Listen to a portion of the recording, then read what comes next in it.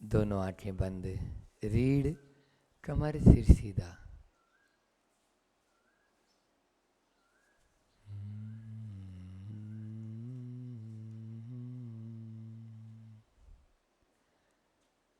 मंगल मैं मंगल चरण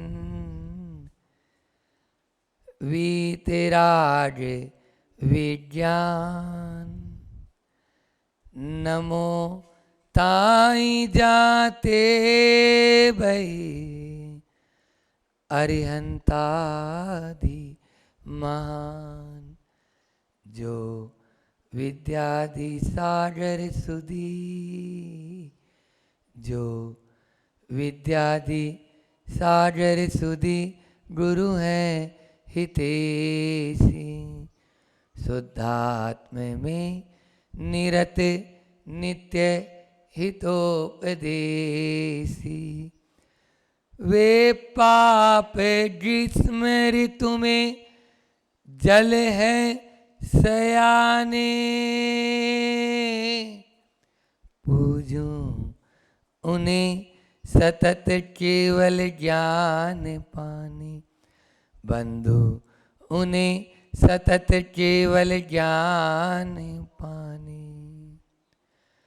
बोलिए अंजनगिरी के मूल नायक चिंतामणि पार्श्वनाथ भगवान की। बोलिए अंजनगिरी में जिनका जन्म हुआ ऐसे वीतरागी भगवान हनुमान की। परम उपकारी संत शिरोमणि आचार्य गुरुवर विद्यासागर जी महामुनि राज की। पूज्य मुनि श्री 108 दुर्लभ सागर जी महाराज की।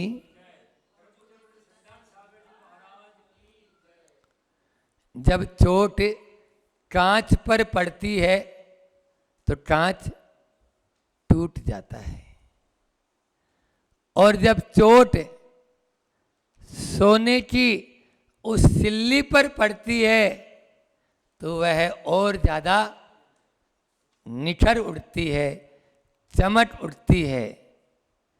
किस बात पर बोलो? एक पर चोट पड़ी और एक टूट गया, और दूसरे पर चोट पड़ी तो वह चमक उठी, वह निखर उठी। किसकी बदौलत? चोट की बदौलत। चोट तो दोनों पे पड़ी थी, चोट की बदौलत तो नहीं हुआ। यह हुआ समता की बदौलत। क्या हुआ? सहनशीलता की बदौलत। जो सहता है वो निखर जाता है, और जो नहीं सहता है वो टूट जाता है।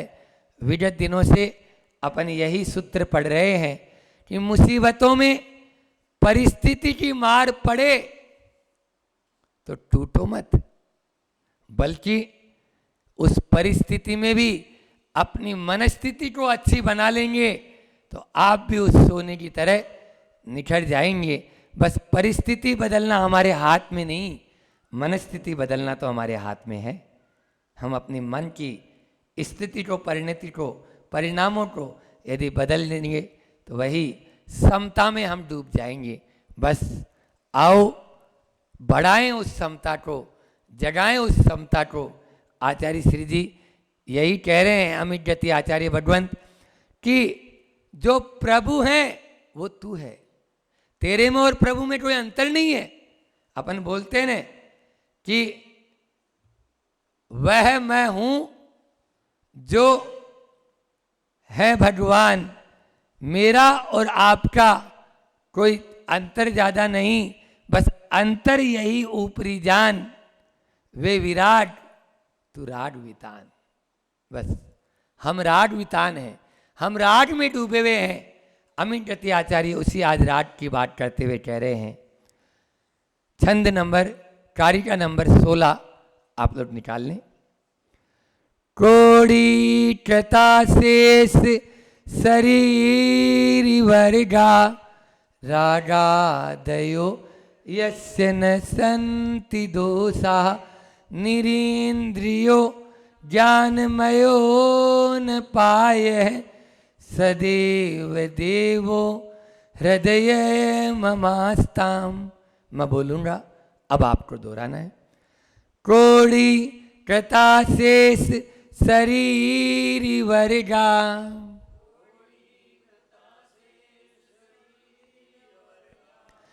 रागादयो यस्य न सन्ति दोषा।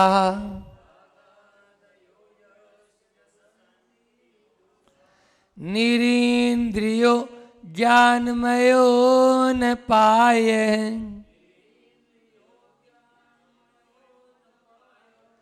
सदैव देवो हृदय ममास्ताम्।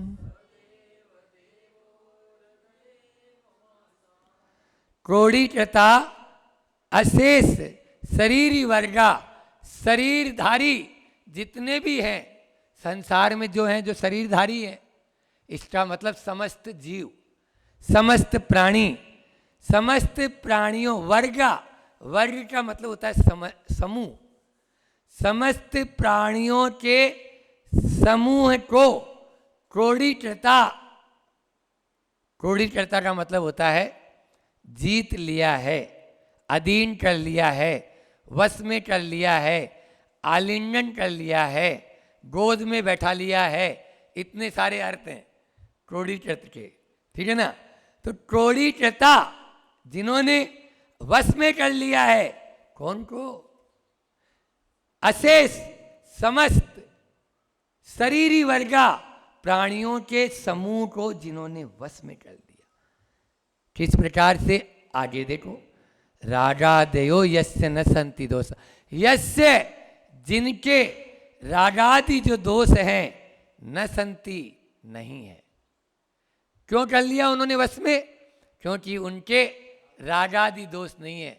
न काहू से लेना, न काहू को देना, अपने में मगन रहना। ऐसे वो अरिहंत और सिद्ध परमेष्ठी होते हैं। फिर कैसे हैं वो? आगे और बता रहे हैं। निरिंद्रियो, निरिंद्रिय मतलब अतीन्द्रिय हैं। फिर ज्ञानमयो, ज्ञान स्वरूपी है। अनपायो, अनपाय यानी अनपाय, अपाय यानी दुख, जो दुखों से रहित हो गए हैं, दुख से रहित हो गए हैं। ऐसे वे सदैव देवो हृदय ममास्ताम, वे देव, देवों के भी देव मेरे हृदय में विराजमान रहें। ऐसे यहाँ पर भगवंत की चर्चा चल रही है। वीतरागी प्रभु हैं जिन्होंने, इसका इधर कर दो, इस तरफ मुँह कर दो, ताकि जो है ना हमको सुनाई दे। उधर सुनाना नहीं अपन को, स्वयं को। हाँ, तो रागादयो यस्य न सन्ति दोषा, जिनका राग जो है पूरा का पूरा समाप्त। एक अकेला राग ही नहीं, कई रागादि दोष जिनके समाप्त हो चुके हैं, 18 दोषों से रहित। आज यहाँ पर हमारे प्रभु कैसे हैं? तो बच्चों को पाठशाला में मैं पढ़ाता हूँ, वो वीतरागी हैं, वो सर्वज्ञ हैं और वो हितोपदेशी हैं, है ना। कल अपन ने एक कारिका का प्रथम चरण पढ़ा था कि विमुक्ति मार्ग है प्रतिपाद को यह है, यानी विमुक्ति मार्ग है वह मोक्ष मार्ग का प्रवर्तन करने वाले हैं, इसको ही हितोपदेशी बोलते हैं। फिर कल ही एक और आया था, त्रिलोक लोकी आया था। हाँ, 3 लोक को जानने वाले हैं। तो 3 लोक को जानने वाले मतलब सर्वज्ञ हैं। तो हितोपदेशी और सर्वज्ञ, ये कल अपन को बताया था अमित गति आचार्य ने।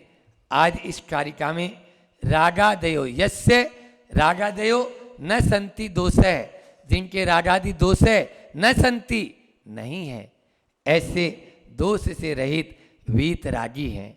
आज वो 18 दोषों से सहित वीतरागी जो प्रभु हैं, उनके बारे में अपन थोड़ा समझेंगे और जानेंगे किस प्रकार के हमारे प्रभु हैं। वो विश्व में ऐसा कोई प्राणी नहीं है जिसके जो राग के अधीन न हो।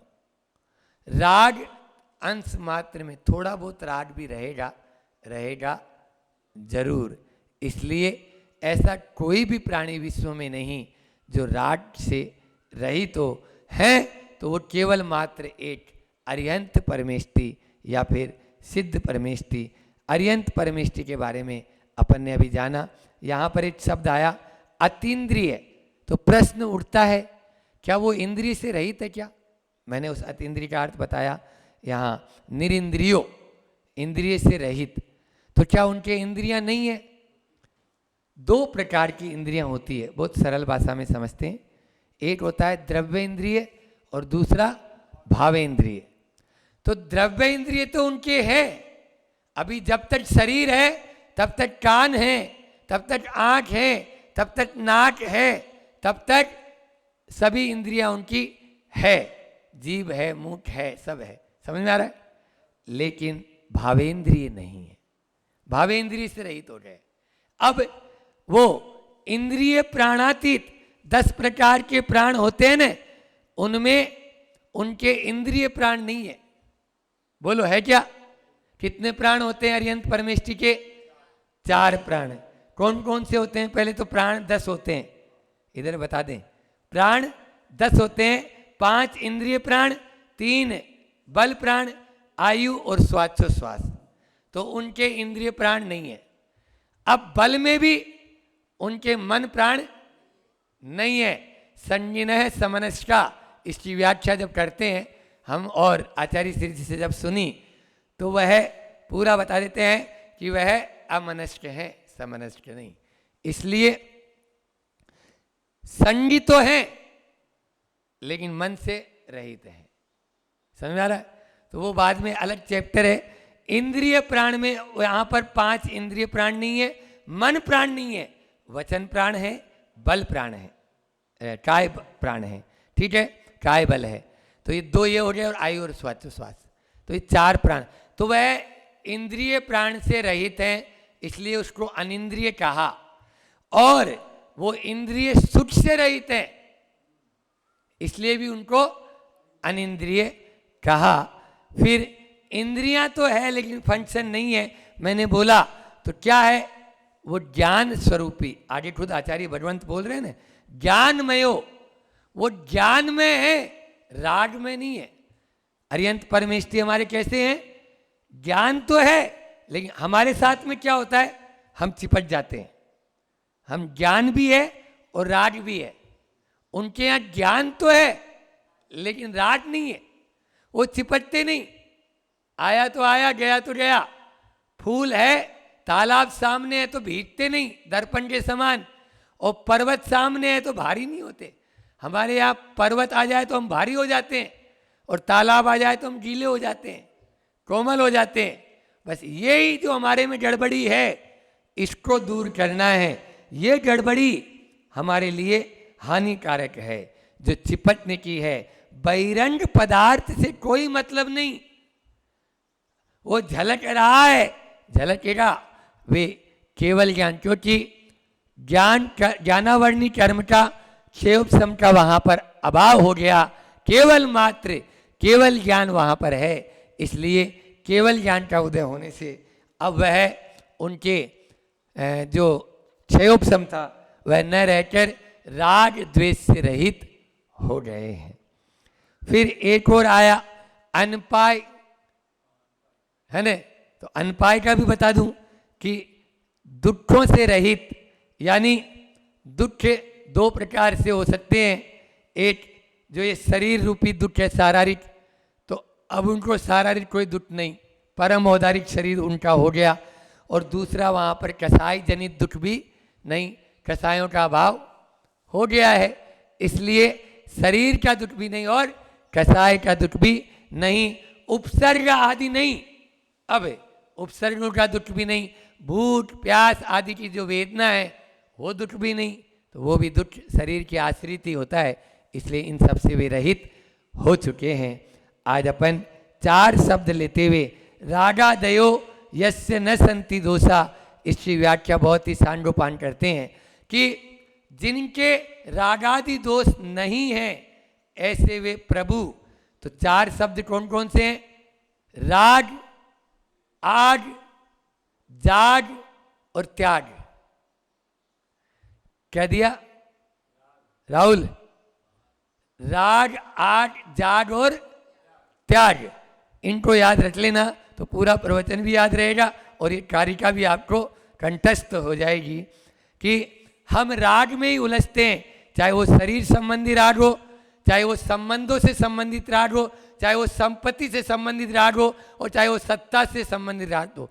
शरीर संबंध, शरीर संपत्ति और सत्ता, इसी राग में हम झुलसते रहते हैं, हम जलते आग में जलते रहते हैं। वहाँ पर 6 डालाकार कहते हैं, यह राग आग दही सदा ताते समामृत से ये। क्या पंक्तियां हैं, जहां जहां राग है वहां वहां आग है। इसलिए हे चेतन, तू जागेगा तो त्यागने में तुझे कठिनाई नहीं होगी, तुरंत त्याग देगा। जो जाग जाता है वो त्याग की ओर बढ़ जाता है। इसलिए संत कहते हैं अपनी चेतना को जगा, इससे पहले कि तेरी चिता जले अपनी चेतना को जगा लेना, इससे पहले तेरी अर्थी उठे अपने जीवन के अर्थ को, जिंदगी के अर्थ को समझ लेना। बस समझ लेना, राग कम हो जाएगा, राग कम हो जाएगा। लेकिन हमारी स्थिति तो ऐसी है, मरणासक्त व्यक्ति होता है उसका भी राग और बढ़ता चला जाता है। जैसे जैसे बुढ़ापा चलता है और ज़्यादा तृष्णा बढ़ती जाती है। एक व्यक्ति था, मरणासन्न था, वो बेड पर ब इतना ही बोल रहा था। बेटों ने डॉक्टर को बुलाया, बोले बहुत देर से कोई ब कर रहे हैं, अब समझ में नहीं आ रहा है, कोई बच्चे वगैरह की बात है, कहाँ गाड़ा हुआ है, कहाँ छिपाया हुआ है, कहाँ चाबी है, तो बता दे तो अच्छा है। बोले हाँ हो सकता है, लेकिन इनको होश आने के लिए एक इंजेक्शन लगाना पड़ेगा। लगाओ जल्दी, चारों बेटे बोलते 50,000 का आएगा और एक आध शब्द बोल सकते हैं, इतनी गारंटी मैं ले सकता हूँ। हाँ ठीक है, आप तो लगाओ, जितना बोलेंगे और हमारा काम तो हो ही जाएगा, लाखों का माल मिल जाए तो फिर क्या है ना। तृष्णा तो उनके मन में भी थी और उसके भी मन में थी, मरने वाले के मन में भी, इंजेक्शन लगाने वाले के मन में भी और इंजेक्शन ठुकवाने वाले के मन में भी। ठीक है ना, लगाने की बहुत नहीं बोल रहा हूँ, ठुकवाना बोल रहा हूँ मैं तो, क्योंकि वो भी बच्चे के ऊपर ध्यान है ना, उनका बच्चे पर ध्यान है और उसका दूसरी चीज पे जो बता रहा हूँ मैं, और उस पर वो बह तो उसको भाई 50,000 मिल रहा है, 5,000 का इंजेक्शन 50,000 में देने में क्या बुराई, क्यों बोलो ना। और आप लोग भी खरीदते हो, तुम तो लगा दे, कोरोना काल में कितनों ने लगवा लिया पता नहीं, और फिर भी चल बसे, यहाँ से वहाँ जाकर बसे, चल बसे यहाँ से जाकर वहाँ बसे, मरे नहीं है वो, हाँ बस गए, वहाँ जाके बस गए, घर दूसरा बना लिया। तो बात हो रही है राग और तृष्णा की। वो ब बोल रहा है तो इन्होंने इंजेक्शन लगाया। अब बोले पिताजी बताओ जल्दी, बच्चा कहाँ है। अरे बच्चा कहाँ, वो बकरी कितनी देर से झाड़ू खा रही है, उसको पहले भगाओ। वो बकरी झाड़ू खा रही थी, उसके लिए इंजेक्शन लगवा लिया उन लोगों ने। समझ में आ रहा था, वो झाड़ू का लोभ था ना, वो 50,000 का नुकसान हो गया। ये स्थिति होती है आज के इंसान की। वो राग के अंदर में ऐसे ही उलझता है। ये राग वैसा ही है जैसे प्याज होता है ना, प्याज, उस प्याज का छिलका बोलो ना, छीलते जाओ। केले का थंब का उदाहरण दिया, केले के थंब को जितना जितना छीलोगे उतना ही वह और बढ़ता चला जाएगा। दुष्यंत कुमार की पंक्तियां बड़ी सार्थक है। हाथों में अंगार लिया, हाथों में अंगार लिए, मैं सबसे पूछता रहा, अरे मुझे इन अंगारों की कोई तासीर तो बता दो, मुझे इन अंगारों की कोई तासीर तो बता दो। मूर्ख है जो अंगार हाथ में लिए हुए है, फेंक दे, ये राग है, लेकिन उन अंगारों की तासीर पूछते रह रहा है। मेरे पास में आकर भी तुम तासीर ही पूछ रहे हो, और कुछ नहीं है। सब जान रहे हैं तासीर कैसी है, तासीर जलाने वाली ही है, लेकिन अनुभव हमें छोड़ने नहीं, आशा जो है हमें छोड़ने नहीं देती। अनुभव तो है, लेकिन आशा जो होती है ना, वो और आगे और आगे और आगे। एक बार ऐसा हुआ कि एक व्यक्ति था, वो व्यक्ति था तो उसका मित्र, परम मित्र, निमंत्रण पत्र आया शादी का। तो वो खुद गया और अच्छा तोहफा लेके गया, भाई मित्र की शादी है, और दे के आया अपने मित्र को। साल भर भी नहीं हुआ और एक दूसरा निमंत्रण पत्र आ गया। दूसरा निमंत्रण पत्र ये आ गया कि भैया वो मुझे जैसी सुंदर चाहिए थी पत्नी वैसी मिली, लेकिन वो काम नहीं करती थी, मुझे काम वाली चाहिए थी, काम वाली चाहिए। आखिर काम करने का रोज होता है, रोजाना होता है। उसने मैंने तलाक दे दिया, अब दूसरी पत्नी से मेरी शादी है, आप आइए। इस बार अपने बेटे को भेजा 1000 रुपये दे के, जा बेटा 1000 रुपये ले जा और तू उसको दे के आ। अब दूसरी शादी कर रहा है तो क्या करें। अब वो दूसरी में फिर वही कि वह एक में साल भी नहीं गुजरा और फिर वही शादी का निमंत्रण पत्र उस मित्र के पास में आया। आपके तो उसने माथे पे हाथ रखा, ये क्या कर रहा है। बोले भैया वो सुंदर भी थी, काम भी करती थी, लेकिन बात बात पर मेरे ऊपर जो है रोब झाड़ती थी, मेरे ऊपर हुक्म चलाती थी, मुझे ऐसी पत्नी नहीं चाहिए थी। उसने तीसरी पत्नी का कार्ड देखा तो अब के भैया 1000 रुपये लिफाफे में डाले और भेज दिया कि अब क्या करें, तीसरा हो गया। लेकिन ये क्या 6 महीना भी नहीं बीता और चौथा कार्ड आ गया शादी का। चौथा कार्ड आ गया तो इस बार तो उससे नहीं रहा गया। उसमें लिखा था, उसने सकारण था कि भैया वह सुंदर थी, काम भी करती थी, हुक्म भी नहीं चलाती थी, लेकिन बीमार इतनी रहती थी, हर 10 दिन बाद में हॉस्पिटल लेके जाना पड़ता था मुझे। वो अस्वस्थ रहती थी, इसलिए मुझे चौथी पत्नी से शादी करनी पड़ रही है, चौथी लड़की से शादी करनी पड़ रही है। इस बार उसने कुछ नहीं भेजा और उसने क्या लिख के भेजा पता है। उसने मोटे मोटे अक्षर में, स्वर्ण अक्षरों में उस लिफाफे के अंदर एक पर्ची भेजी। उसमें लिखा अनुभव पर आशा की विजय। उस पर क्या लिखा, अनुभव पर आशा की विजय। यही होता है। अरे भैया 3 से सुट नहीं पा पाया, 4 तो चौथी क्या सुट दे देगी तुम्हें, बोलो नहीं दे पाएगी ये बात। लेकिन तृष्णा, ये राग, ये आशा, ये हमारी जो चाह, ये हमारे लिए दाह बन जाती है। बस यही दाह हमारे लिए कांटों की राह बन जाती है। इसलिए इस राह को, यदि फूलों की राह पर चलना चाहते हो तो कांटों की राह छोड़ दो। क्यों आप उसके अंदर बार बार ध्यान दे रहे हो, उस ओर नहीं जाना है। तभी हमने बोला राग, आग, जाग और त्याग, इन 4 शब्दों को याद रख लेंगे तो रागादयो यस्य न संति दोषा। जिस प्रकार से प्रभु ने राग को शांत किया और धीरे धीरे ही सही वह आगे बढ़ते हुए अपने मोक्ष रूपी धाम को प्राप्त के लिए हम भी उसी त्याग के बदले बल पर, उसी त्याग के बूते पर अपने आप को उस मोक्ष रूपी धाम में विराजमान कर सकते हैं। करें। इसी भावना के साथ मैं अपनी वाणी को विराम दूं। उससे पहले आज का हाइकू भी आचार्य श्री जी का ऐसा ही है जो बड़ा जोरदार है। वो हाइकू भी जोरदार है कि नाड़ हिलती, नाड़ हिलती, लार गिरती, किंतु तृष्णा युवती, किंतु तृष्णा युवती। यह तृष्णा हमेशा जवान बनी रहती है, कभी इसको बुढ़ापा नहीं आता। या बुढ़ापे में भी ऐसी जवान होती है जो रात को भी बिल्कुल जैसे जवान घोड़ा होता है ना, वैसे दौड़ने को तैयार रहती है। तो नाड़ हिलती, लार गिरती, किंतु तृष्णा युवती। यह तृष्णा हम सब की समाप्त हो। इसी भावना के साथ बोलिए अहिंसा परमो धर्म की। आचार्य गुरुवर विद्यासागर जी महामुनि राज की।